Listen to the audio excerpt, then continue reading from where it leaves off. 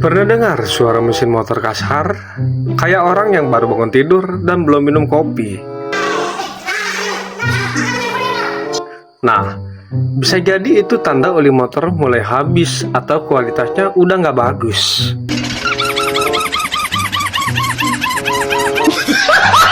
Oli itu ibarat darah buat mesin yang kerjaannya melumasi, mendinginkan, dan melindungi komponen dalam mesin dari keausan. Kalau sampai kurang atau pakai yang asal-asalan, siap-siap dompet jebol buat perbaikan. Tapi masalahnya, banyak orang yang masih anggap remeh soal oli. Ada yang asal pilih oli murah tanpa lihat spesifikasinya. Ada juga yang nggak pernah ganti oli sampai mesin teriak minta tolong.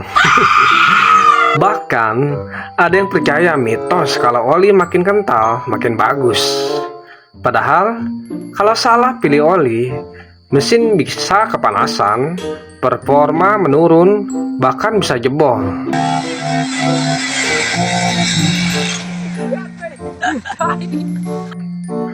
Daripada motor berubah jadi tunggangan dorong, mending kita pahami dulu cara kerja oli dan jenis-jenisnya biar nggak salah kaprah.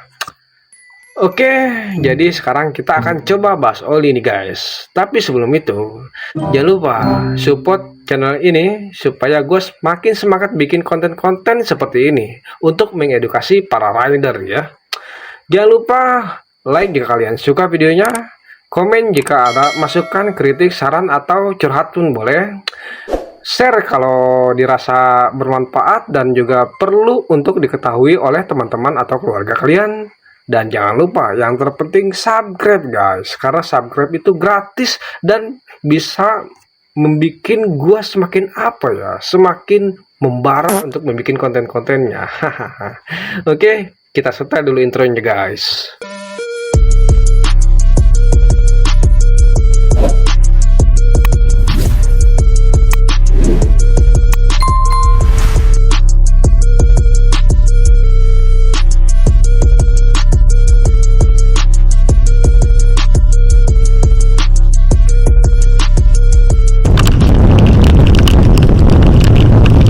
Oli motor itu nggak cuma sekedar cairan licin.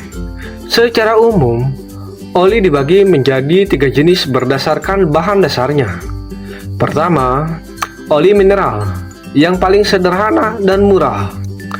Cocok buat motor yang jarang dipakai atau motor tua, tapi karena kualitasnya standar, oli ini harus lebih sering diganti. Lalu yang kedua, ada oli semi sintetik yang merupakan campuran antara oli mineral dan sintetik. Ini ibarat kopi susu, nggak terlalu murah, tapi juga nggak terlalu mahal. Cocok buat motor harian yang butuh performa lebih baik tanpa bikin kantong menangis.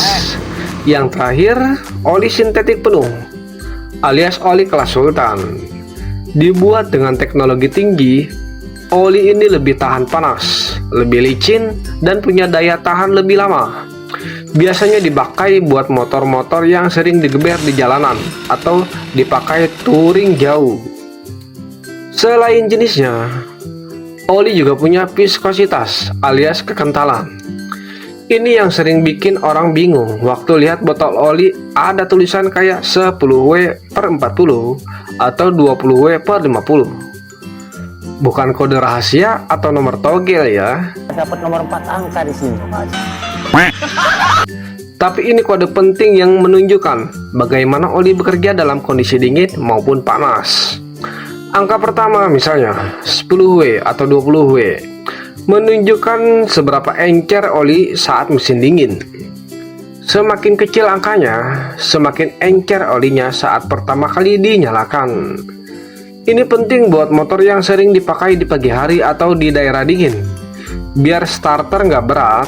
Sementara angka kedua, misalnya 40 atau 50, menunjukkan kekentalan oli saat mesin panas. Kalau sering kena macet atau motoran di daerah panas, pilih oli dengan angka lebih besar, biar nggak gampang menguap atau tetap melindungi mesin. Sayangnya, masih banyak pemilik motor yang nggak paham soal ini. dan malah ngikutin mitos-mitos yang menyesatkan. Misalnya, ada yang percaya kalau makin kental olinya makin bagus buat mesin. Padahal kalau terlalu kental justru bikin gesekan makin besar dan mesin kerja lebih berat. Akibatnya performa turun, tenaga berkurang, dan konsumsi bensin malah lebih boros. Ada juga yang suka nyampur-nyampur oli beda merek atau beda jenis dengan alasan biar lebih hemat. Hey, ini bukan es campur bro. Mencampur oli beda jenis bisa bikin aditifnya bentrok dan malah merusak mesin dalam jangka panjang. Satu lagi kebiasaan yang sering bikin mekanik geleng-geleng kepala, malas ganti oli. Banyak yang mikir, warnanya belum hitam, masih bisa dipakai. Padahal warna bukan indikator utama. Oli yang udah lama dipakai bisa kehilangan daya lumasnya meskipun masih terlihat jernih. Lama-kelamaan, gesekan di dalam mesin makin besar, panas meningkat, dan komponen dalam bisa aus lebih cepat. Akhirnya performa motor turun, dan biaya perbaikan jadi lebih mahal daripada rutin ganti oli. Selain itu, ada juga yang suka pakai oli mobil buat motor, dengan alasan oli mobil lebih murah dan kualitasnya lebih bagus. Ini jelas kesalahan besar. Oli mobil dirancang untuk mesin yang berbeda karakteristiknya dengan motor. Kalau motor, terutama yang pakai kopling basah, butuh oli dengan spesifikasi khusus yang bisa menjaga gesekan pada kopling. Kalau pakai oli mobil, bisa-bisa kopling motor jadi selip dan performa turun drastis. Dan ini sedikit tambahan dari kita. Ada juga yang pakai minyak goreng nih. Ini agak-agak nyeleneh sih.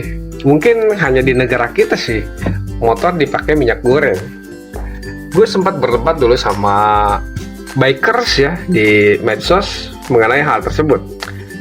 Gue bilang kalau minyak goreng itu peruntukannya ya untuk gorengan, untuk goreng ayam, goreng tahu ya. Tapi orang lain beranggapan bahwa minyak goreng itu kuat di suhu panas. Jadi hanya itu patokannya. Hanya kuat di suhu panas. Ya untuk goreng-goreng makanan seperti kan suhunya pasti panas. Ya gimana ya, gue juga bingung ngejelasinnya. Kalau emang kuat sih di suhu panas, tapi apakah bisa melumasi mesin ya? Karena apa ya? Karena pabrikan itu dia kan melakukan riset, melakukan uji riset, dan juga nggak asal-asalan bikin oli ya. Tapi balik lagi mereka menyebutnya itu cuma marketing oli sih. Ganti oli hanyalah marketing saja, nggak usah diganti olinya. Biar kita selalu ganti oli, padahal nggak usah terlalu sering amat. Ya sebenarnya sih itu kembali ke diri masing-masing sih. Kalau kita ya sesuai standar pabrikan aja sih, sesuai rekomendasi pabrikan. Jadi kesimpulannya, jangan malas ganti oli sesuai jadwal. Pilih yang sesuai rekomendasi pabrik, dan jangan percaya mitos-mitos aneh soal oli. Motor yang sehat itu kuncinya di oli yang baik. Kalau motor bisa ngomong, mungkin dia bakal bilang, "Bos, kasih gua oli yang bener dong, jangan sampai aku mogok di tengah jalan." Oke, mungkin sekian dulu video kita kali ini. Semoga informasinya bermanfaat. Mungkin sedikit tambahan lagi sih dari kita. Jangan pernah coba-coba menggunakan oli motor bebek di motor matic ataupun motor matic di motor bebek, karena beda cara kerjanya ya, beda fungsinya, dan juga beda pelumasannya. Oli matic itu lebih butuh kualitas oli yang lebih encer tapi tetap tahan panas. Sedangkan oli bebek nggak terlalu encer-encer banget pun nggak masalah. Dulu kita sempat pakai oli bebek di motor matic karena salah beli. Mau dibalikin ke tokonya ribet, mau jual di toko sini nggak mungkin kan. Jadi terpaksa kita ganti oli maticnya dengan oli bebek. Tapi dengan catatan, kita waktu itu ganti oli bebeknya di motor matic itu nggak sampai 1000 km ya. Jadi hanya beberapa kilometer ya, antara 500 sampai 800 km sudah kita ganti lagi, karena kita kan beli 2 botol itu satu paket. Salahnya ya mau nggak mau, daripada mubazir kita pakai aja olinya itu. Dan terjawab, ternyata itu bikin mesin berisik banget coy. Tarikannya emang nggak ngaruh ke tarikan, cuman mesin jadi berisik banget. Gue khawatirnya wanti-wanti takutnya kena komponen mesin yang bakal bisa bikin aus ya. Jadi itu mungkin pelajaran untuk kita semua, jangan sampai salah beli oli. Oke, sekian dulu dari kita, semoga informasinya bermanfaat. Jangan lupa sekali lagi support channel kita ya.